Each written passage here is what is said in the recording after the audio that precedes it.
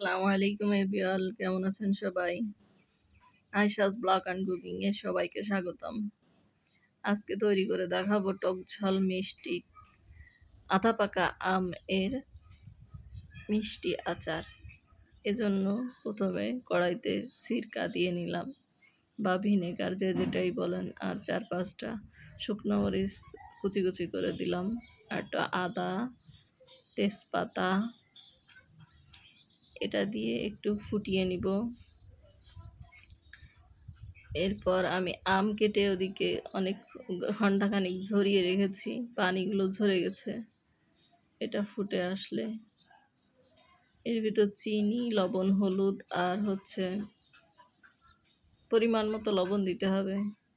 দিয়ে যখন চিনিটা প্রায় গলে আসবে, সম্পূর্ণ গলতে হবে এমন কোনো কথা নেই, প্রায় গলে আসবে যখন, তখন আমগুলো আমি এর ভিতর আস্তে আস্তে দিয়ে দিব এবং অনবরত নাড়তে থাকতে হবে আমগুলো দিয়ে, না হলে কড়াইয়ের তলায় ধরে যাওয়ার একটা সম্ভাবনা থাকে। এর ভিতরে আমি কোনো প্রকার পাঁচফোড়ন বা ধনে গুঁড়ো বা অন্য কোনো মশলা কিছু ইউজ করি নাই, শুধুমাত্র চিনি, আদার ফ্লেভার আর এই শুকনা মরিচের ফ্লেভারেই এটা মুখরোচক একটা খাবারে পরিণত হবে, যেটা শুধুই খাওয়া যাবে। এর ভিতর কিন্তু কোনো প্রকার তেল দিব না, যেহেতু আমগুলো একটু আধা পাকা আম। সো এই ক্ষেত্রে আপনাকে চিনি তেল দিলে পরে তেল ছিটে একটা গন্ধ বের হয়। এভাবে নাড়তে নাড়তে একটা পর্যায়ে যখন এটার কালার চেঞ্জ হয়ে এমন হয়ে আসবে, দেখতেই পাচ্ছেন, খুব বেশি টাইম 15 মিনিটের মধ্যেই আচারটা রেডি হয়ে যাবে। 15 থেকে 20 মিনিট। এমন ঘন হয়ে গেলে এতে কোনো প্রকার পানি নেই, বোঝাই যাচ্ছে। চিনির পানিও না, আমের পানিও না।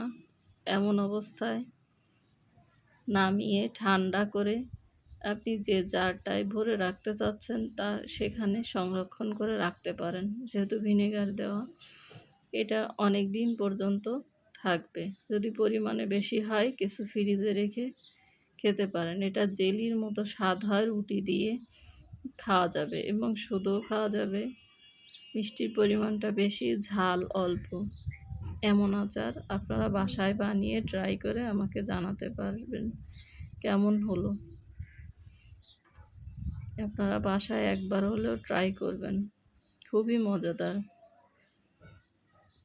এবছর যেহেতু কাঁচা আমের টাইমে আম ওই পরিমাণ পাওয়া যায়নি, সেক্ষেত্রে এই আধা পাকা আম দিয়ে এমন আচার তৈরি করে ফেলতে পারেন। এটা খুবই মজাদার হয়েছে এবং সেন্টটাও অনেক সুন্দর, কালারটাও সুন্দর এসেছে। দেখেন, আমি এরকম 3টা জারে ভরে নিয়েছি। পরিমাণে বেশি হলে একটু ফ্রিজে রেখে